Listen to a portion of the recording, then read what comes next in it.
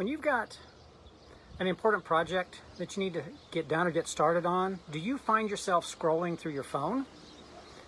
Maybe spending more time looking at your phone on Facebook or Instagram or Twitter or something instead of actually tackling that project?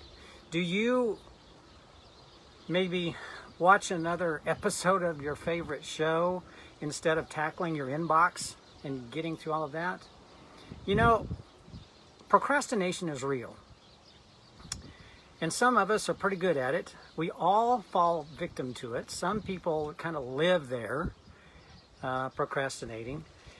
It affects most of us, and we all handle it differently. We all approach it differently, and it'll creep up on us at different times during the day, during our week, during our lifetimes. There's really 3 different reasons why we might be affected by procrastination. And I want to just briefly kind of go through those today. One is you just feel overwhelmed. You've got a deadline to get a project done. You've got a deadline to write that paper. Remember in school, when you had that project or you had that term paper to write, when did you do it? Yeah, the night before, the last minute. Procrastination it creeps up on us because we feel overwhelmed. We've got something we need to accomplish, but we just feel like there's so much that just needs to be done. We don't know where to start. Overwhelm is the urge that you have to avoid projects that are too big and you don't know how to get them done. You don't know how to get them started. That's what overwhelm is. You don't know where to start, so you put it off. The best way to handle that is you need to break it down into small tasks, just like setting a goal. Break your goal down into small steps so that you can just do those and not be overwhelmed with the full vision of what you want to accomplish.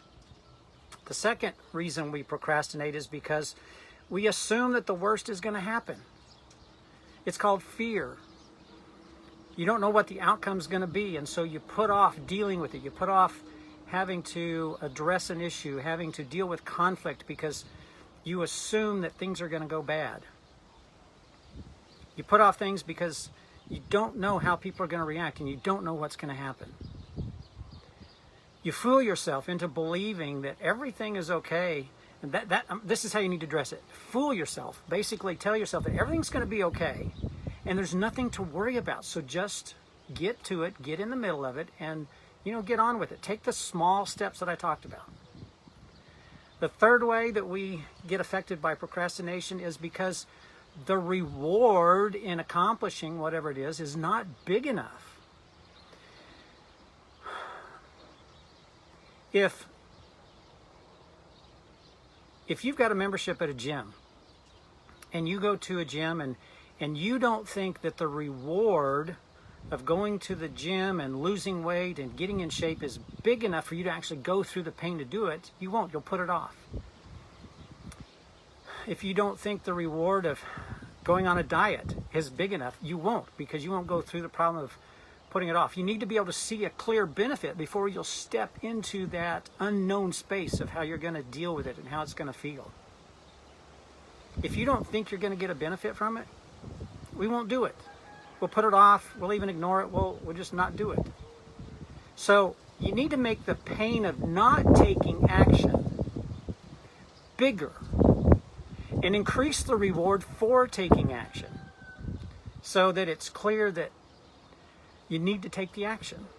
So yeah, make the pain of not doing this thing really big, but make the reward even bigger so that you know that when you get it done, that you've got this reward coming and that it's going to be great. Describe what you'll get if you move toward what you want to accomplish. Make sure you know how you're going to celebrate and what you're going to get and what the reward is when you get there. When you've got a project that you just can't seem to get started on, when you've got tasks that you need to do and you just don't feel like doing it, even though you've put it on your to-do list, and maybe you keep putting it on your to-do list and you just can't ever seem to get to it, you need to dig deep. You need to dig deep inside yourself to determine why it is you're avoiding it. Those 3 things: The 3 whys we may be avoiding it and stepping into procrastination is because we're overwhelmed. It seems too big of a project for us. We assume that the worst is going to happen once we get into it. Or we don't think that the reward is big enough once we get through the end. Those are all excuses to not deal with a problem, a project, your to-do list. It's called procrastination. And it affects everybody. It takes away our time, it takes away our energy, and it slows us down. This is Mark Schinner coming to you from the porch again. A little breezy, cool morning on a Friday. This is your Friday focus. And don't let procrastination rule your day. Have a great day. Weekend's coming up, and I'll be back and talk to you tomorrow.